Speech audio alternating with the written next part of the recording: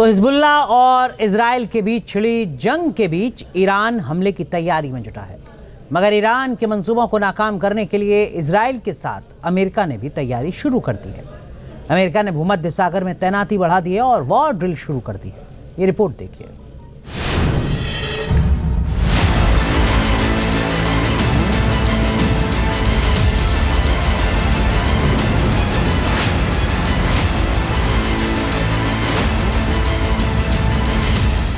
Middle east में महासंग्राम की तैयारी।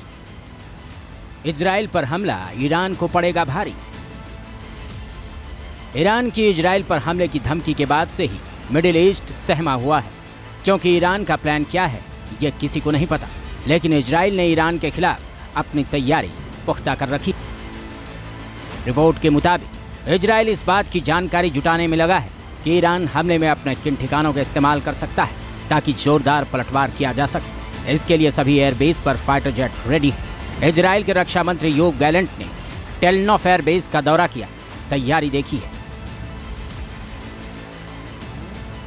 इजराइल ने अपने सभी एयर डिफेंस सिस्टम को भी एक्टिव कर रखा है, ताकि किसी भी सूरत में ईरान या उसके सहयोगी की मिसाइलें और ड्रोन इजराइल के आसमान में ना घुस सके। इजराइल ने हथियारों से जहां अपनी सीमाएं सील कर दी हैं, वहीं अमेरिका भी इजराइल को हमले से बचाने के लिए भूमध्य सागर से लेकर लाल सागर और फारस की खाड़ी में तैनात हो गया है। रिपोर्ट्स के मुताबिक ईरान और हिजबुल्ला पर हमले के लिए अमेरिका ने भूमध्य सागर में सैनिकों की तैनाती बढ़ा दी है।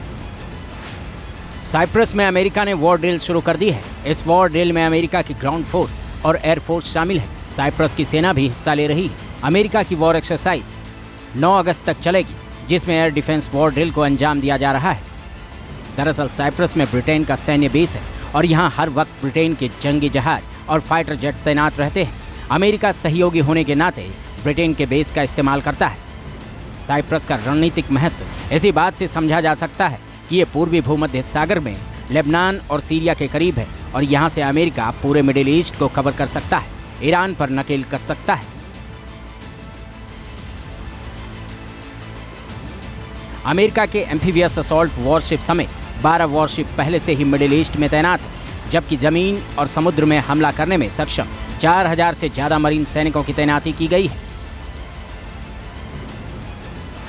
अमेरिका ने USS Abraham Lincoln aircraft carrier strike group को भी मिडिल ईस्ट में भेज दिया है, जिसके साथ घातक SM-6 मिसाइल और टॉमहॉक मिसाइलों से लैस डिस्ट्रॉयर शिप भी मौजूद है, जो क्रूज और बैलिस्टिक मिसाइलों को आसमान में ही ध्वस्त कर सकते हैं। इजराइल को बचाने के लिए अमेरिका ने लड़ाकू विमानों का एक अतिरिक्त स्क्वाड्रन भी भेजा है। जमीन से हमला करने वाली अतिरिक्त बैलिस्टिक मिसाइल भेजने की भी तैयारी की जा रही है। अमेरिका ने पहले ही फारस की खाड़ी में निमित्ज क्लास के एयरक्राफ्ट कैरियर थियोडोर रूजवेल्ट की तैनाती कर रखी है, लेकिन अब यूएसएस अब्राहम लिंकन की तैनाती ने भी ईरान को परेशान कर दिया है, क्योंकि ये वॉरशिप चलता फिरता सैन्य किला है। यूएसएस अब्राहम लिंकन 56 किलोमीटर प्रति घंटे की स्पीड से चलता है। ये 20 से 25 साल समंदर में लगातार रह सकता है। इसमें 8 तरह के रडार सिस्टम लगे हुए हैं। ये सी स्पैरो मिसाइलों से लैस है। इसमें RIM-116 रोलिंग एयरफ्रेम मिसाइलें भी लगी हैं। फेलिक्स CIWS ऑटोमेटेड गन लगी हुई है। इस पर 90 फाइटर जेट की तैनाती हमेशा रहती है। कई लड़ाकू हेलीकॉप्टर्स भी इस पर तैनात रहते हैं। बैलिस्टिक मिसाइल और ड्रोन हमलों को नाकाम कर सकता है। यानी मिडिल ईस्ट में यूएसएस अब्राहम लिंकन की तैनाती अपने आप में इजराइल की सुरक्षा की मजबूत गारंटी है। इसके रहते इजराइल की ओर कोई आंख उठाकर भी नहीं देख सकता।